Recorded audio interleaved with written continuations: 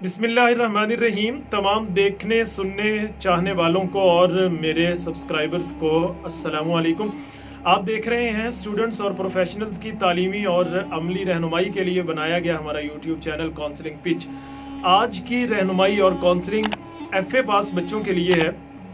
वो स्टूडेंट्स जिन्होंने recently FA का एग्ज़ाम पास आउट किया है या जिनको कोरोना की बरकत से डायरेक्टली उनको तरक्की मिल गई है कि अब उनको समझें कि पास ही पास है, वो बड़े हैप्पी हैं। ज़बरदस्त, आप सबको मुबारक हो। अब आगे क्या करना है ये हमने सोचना है और इसी पर आज इन बच्चों के साथ कुछ हमारी दिलचस्प और बड़ी यूज़फुल एंड फ्रूटफुल जो कन्वर्सेशन है वो रहेगी। एक फ्रेश FA पास बच्चा टीनेजर होता है, ख्वाबों का शहजादा, ख्वाब देखने की उम्र।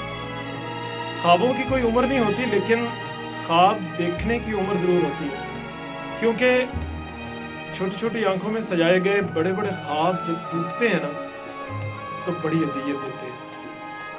दमे रुखसत जो पलकों पे खड़ा था वो एक कतरा समंदर से बड़ा था। किसी ने लौट के आना था जिसमें मेरा वो ख्वाब आंखों से बड़ा था। आपको इसी अज़ियत से बचाने के लिए मैं देता हूं आपको मुसलसल काउंसलिंग, ताकि आप जान पाएं कि आपने क्या बनना है और क्या पढ़ना है। FA करने के बाद आपने क्या पढ़ना है ये जानने के लिए ये जानना ज़रूरी है कि आपने क्या बनना है, आपका ख्वाब क्या है, व्हाट्स योर स्वीट ड्रीम। अगर आपको पता है तो वेल एंड गुड, और अगर नहीं पता तो मुझसे उधारी हेल्प ले लीजिए। उधारी हेल्प का मतलब वो नहीं है जो आप सोच रहे हैं।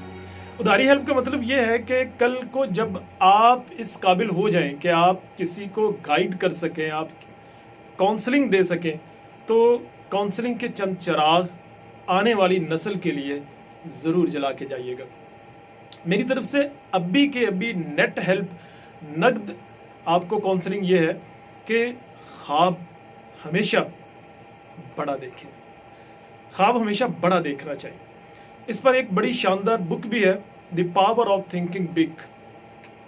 कभी 10 मिनट निकाल के YouTube से अपने टेस्ट के मुताबिक इसकी उर्दू या इंग्लिश समरी ज़रूर सुनिएगा। FA क्वालिफिकेशन के साथ एक बड़ा ख्वाब जो देखा जा सकता है वो एक ब्यूरोक्रेट बनने का ख्वाब है, CSP ऑफिसर बनने का ख्वाब। यकीन नहीं आया ना?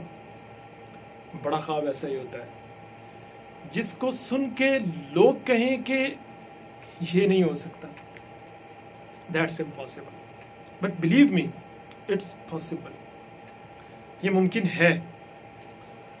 और पाकिस्तान में इस ख्वाब की ताबीर आपको दो बड़े शानदार प्लेटफॉर्म देते हैं, one CSS and second PMS। CSS हमारा नेशनल लेवल का मुकाबले का सबसे बड़ा इम्तिहान है और PMS प्रोविजनल लेवल पर सूबाई सतह पे होता है, और दोनों से ही पास आउट होने के बाद ब्यूरोक्रेसी अपने मुतल्लिका डिपार्टमेंट्स में जाती है। बड़े ऑफिसर्स यहीं से इसी इम्तिहान को पास करके आते हैं। FA के साथ भी आप ये कर सकते हैं। आप सोचेंगे कैसे? रिश्वत देके, सिफारिश के साथ, किसी और शॉर्टकट के साथ? ऐसा कुछ नहीं है। याद रखिए और यकीन रखिए कि मुस्तकिल और मुसलसल कामयाबी का कोई शॉर्टकट नहीं होता। इसलिए ज़िंदगी में हमेशा के लिए ये लर्निंग और लेसन हमारे माइंड में रहनी चाहिए और चलती रहनी चाहिए हमारे साथ, कि बेईमानी के साथ जीतने से बेहतर है कि आप ईमानदारी के साथ हार जाएं। मेहनत का दुनिया में कोई नेमुल बदल नहीं है। आप मेहनत कीजिए और राइट नो आपकी मेहनत क्या है, फर्दर स्टडी। आप मज़ीद पढ़िए। FA क्वालिफिकेशन के साथ ब्यूरोक्रेट बनने का, CSP ऑफिसर बनने का ख्वाब आप भी पूरा कर सकते हैं। आपके पास दो चॉइसेस हैं। नंबर 1, आप किसी रेगुलर गवर्नमेंट यूनिवर्सिटी में BS प्रोग्राम में एडमिशन लें, और अगर आपने CSS की तरफ जाना है, कल को आपका माइंड है, तो फिर आपने BS इंग्लिश ही करना है, क्योंकि इन दोनों मुकाबले के एग्ज़ाम्स में جو چیز آپ کو بہت زیادہ ریکوائرڈ ہوتی ہے that is only English. English پر آپ کی گرپ ہونی چاہیے.